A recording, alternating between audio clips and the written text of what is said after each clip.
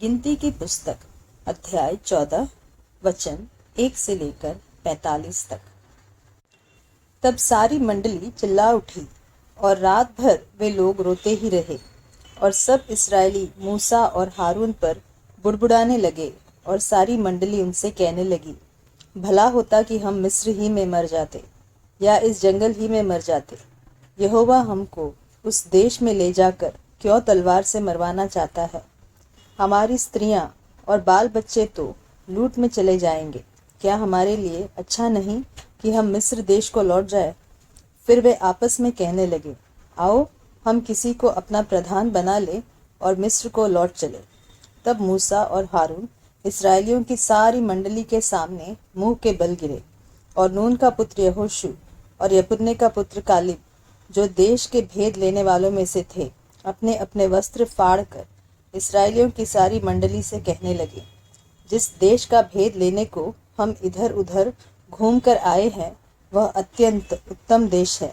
यदि यहोवा हमसे प्रसन्न हो तो हमको उस देश में, जिसमें दूध और मधु की धाराएं बहती है, पहुंचा कर उसे हमें दे देगा। केवल इतना करो कि तुम यहोवा के विरुद्ध बलवा न करो और न उस देश के लोगों से डरो, क्योंकि वे हमारी रोटी ठहरेंगे। छाया उनके ऊपर से हट गई है और यहोवा हमारे संग है, उनसे न डरो। तब सारी मंडली चिल्ला उठी कि इन पर पथराव करो। तब यहोवा का तेज मिलाप वाले तंबू में सब इस्राएलियों पर प्रकाशमान हुआ। लोगों के लिए मूसा की प्रार्थना। तब यहोवा ने मूसा से कहा, वे लोग कब तक मेरा तिरस्कार करते रहेंगे और मेरे सब आश्चर्य कर्म देखने पर भी कब तक मुझ पर विश्वास न करेंगे? मैं उन्हें मरी से मारूंगा और उनके निज भाग से उन्हें निकाल दूंगा और तुझ से एक जाति उत्पन्न करूंगा जो उनसे बड़ी और बलवंत होगी। मूसा ने यहोवा से कहा, तब तो मिस्री, जिनके मध्य में से तू अपनी सामर्थ्य दिखाकर उन लोगों को निकाल ले आया है, यह सुनेंगे और इस देश के निवासियों से कहेंगे, उन्होंने तो यह सुना है कि तू जो यहोवा है, इन लोगों के मध्य में रहता है और प्रत्यक्ष दिखाई देता है, और तेरा बादल उनके ऊपर ठहरा रहता है, और तू दिन को बादल के खंबे में और रात को अग्नि के खंबे में होकर इनके आगे आगे चला करता है।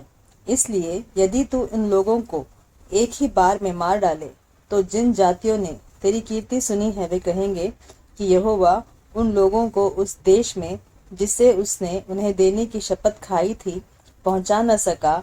इस कारण उसने उन्हें जंगल में घात कर डाला है।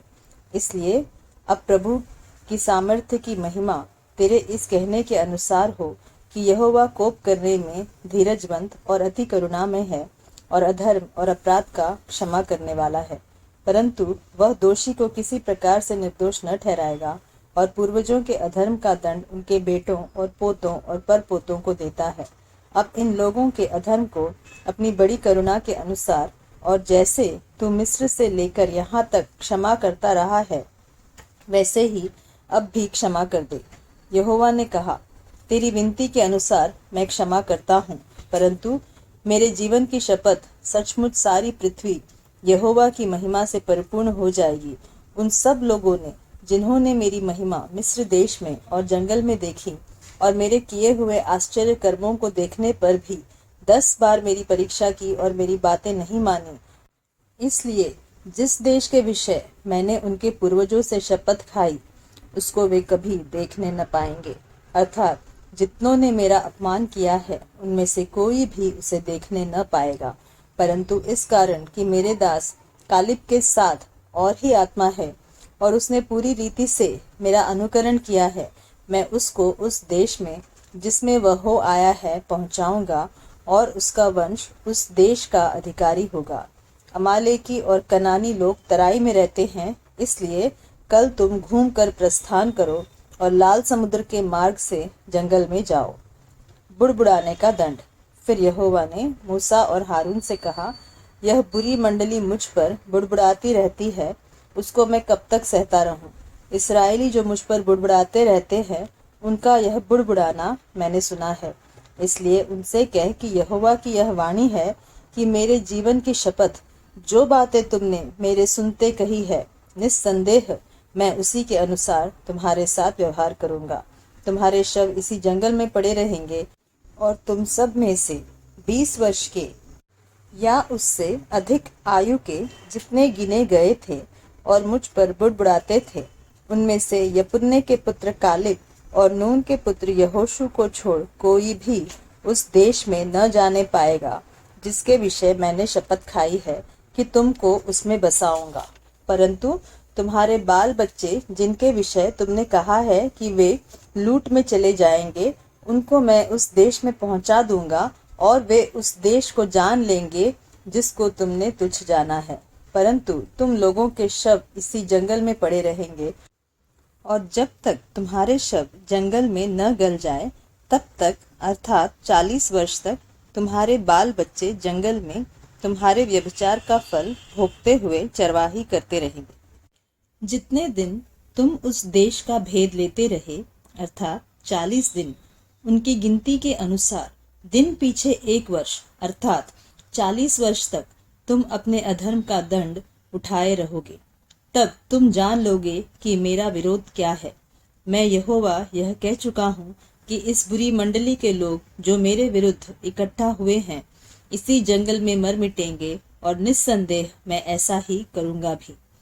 तब जिन पुरुषों को मूसा ने उस देश का भेद लेने के लिए भेजा था और उन्होंने लौटकर उस देश की नामधराई करके सारी मंडली को कुड़कुड़ाने के लिए उभारा था, उस देश की वे नामधराई करने वाले पुरुष यहोवा के मारने से उसके सामने मर गए। परंतु देश का भेद लेने वाले पुरुषों में से नून का पुत्र यहोशू और यपुन्ने का पुत्र कालेब दोनों जीवित रहे। उस देश पर प्रथम आक्रमण। तब मूसा ने ये बातें सब इस्राएलियों को कह सुनाई और वे बहुत विलाप करने लगे। वे सवेरे उठकर यह कहते हुए पहाड़ की चोटी पर चढ़ने लगे कि हमने पाप किया है, परंतु अब तैयार है और उस स्थान को जाएंगे जिसके विषय यहोवा ने वचन दिया था। तब मूसा ने कहा, तुम यहोवा की आज्ञा का उल्लंघन क्यों करते हो? यह सफल न होगा। यहोवा तुम्हारे मध्य में नहीं है, मत चढ़ो, नहीं तो शत्रुओं से हार जाओगे। वहां तुम्हारे आगे अमालेकी और कनानी लोग हैं, इसलिए तुम तलवार से मारे जाओगे। तुम यहोवा को छोड़कर फिर गए हो, इसलिए वह तुम्हारे संग नहीं रहेगा। परंतु वे ढिठाई करके पहाड़ की चोटी पर चढ़ गए, परंतु यहोवा की वाचा का संदूक और मूसा छावनी से न हटे। तब अमालेकी और कनानी जो उस पहाड़ पर रहते थे उन पर चढ़ आए और होर्मा तक उनको मारते चले आए।